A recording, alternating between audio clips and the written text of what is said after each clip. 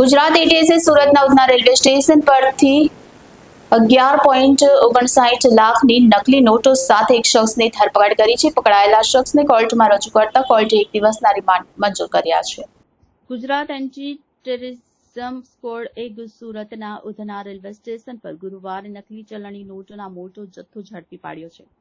પશ્ચિમ બંગાળથી આવેલા એક આરોપી પાસેથી કુલ 1,59,500 મૂલ્યની નકલી ₹500ની નોટો બરામદ કરવામાં આવી છે. એટીએસ અધિકારીઓને ખાસ માહિતી મળી હતી કે ઉધના રેલવે સ્ટેશન પર નકલી નોટો લઈને એક શખ્સ આવી રહ્યો છે. જે આધારે ટીમે સ્ટેશન પર કાર્યવાહી કરી એક આરોપીને પકડ્યો હતો. તપાસ દરમિયાન તેના કબજામાંથી ₹500ની 319 નકલી નોટો મળી આવી, જેનું કુલ મૂલ્ય 1,59,500 હતું.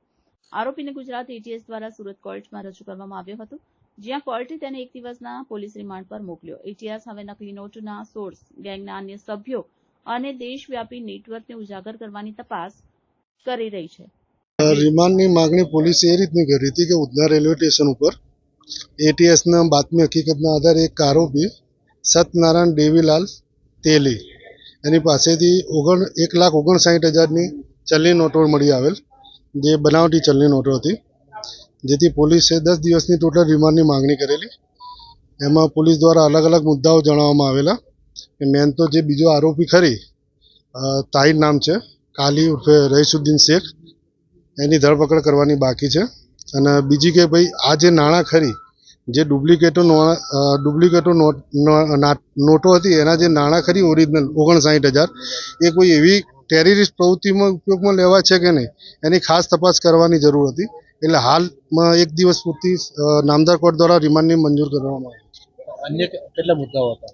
અન્ય મુદ્દાઓ હતા કે ભાઈ બીજા આરોપી જે છે એના ઉપર બીજો એક જે તે સમયે ગુનો દાખલ થયેલો છે એટીએસ દ્વારા, પણ એમાં પેરોલ જમ્પ કરેલી અને આ પેરોલ જમ્પ કર્યા પછીનો બીજો ગુનો કરેલો છે.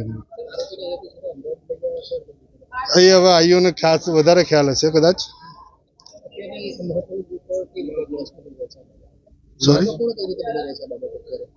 હવે આ જે નોટો છે ને, એનો મેન ઉપયોગ તો કોઈ ટેરરિસ્ટ એક્ટિવિટીમાં થતો હતો કે નહીં, એ જાણવા માટે પોલીસ આગળની કાર્યવાહી કરશે.